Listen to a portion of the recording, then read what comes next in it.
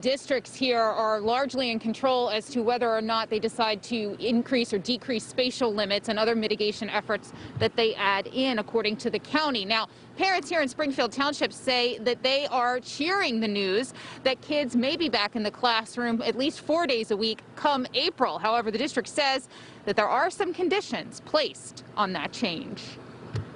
I think we're really lucky. I think it might be because it's a small district. Adrian Bishop says it's only part luck and part family perseverance, that she credits to the news that Springfield Township School District in Montgomery County is working to bring back kids for 4 days of in-person learning come April.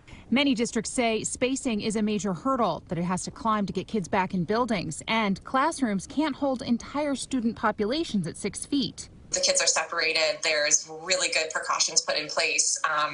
They're just really careful, and we've had a really good run of it. Springfield joins other Montgomery County districts like Methacton to move to more in-person learning plans. Methacton is taking steps to have as many kids who want to be back in the buildings back there this spring, using cafeterias and gyms to make the spacing limits happen. I think that the Perkins Valley School Board is a little bit behind some of the other districts that are around us. You have parochial schools that are open. You have other schools that are more open than we are. But in Collegeville, students are hybrid, and parents like Jason Saylor say he's had enough. There are just a lot of people that are, like the word can't. We can't do this, we can't do this, and we can't do this. And they're not putting in the time to get things and figure out what we can do and get our kids back in school. As surrounding counties have moved to loosen the idea that kids should be spaced 6 feet wherever possible, allowing local school districts to ease the restrictions if it means more in-person learning plans for more kids.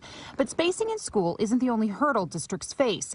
Earlier this month, Hatboro Horsham told parents they needed to get their kids to schools on their own after the district had to pause using bus transportation, saying the transportation department was significantly affected by a COVID-19 outbreak, and it affected 25% of the transportation staff. And school districts like Springfield, while complimentary to mitigation efforts and work by families, it is cautioning parents in the communications that they've sent, saying that the plan relies on reduced rates in the community transmission and the hope teachers in high-risk areas will have had vaccinations.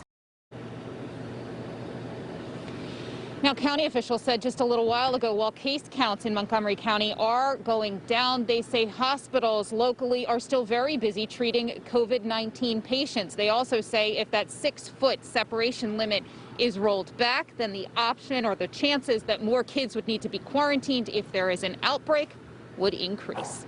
Reporting live in Winmore, Montgomery County, Deanna Durante, NBC10 News.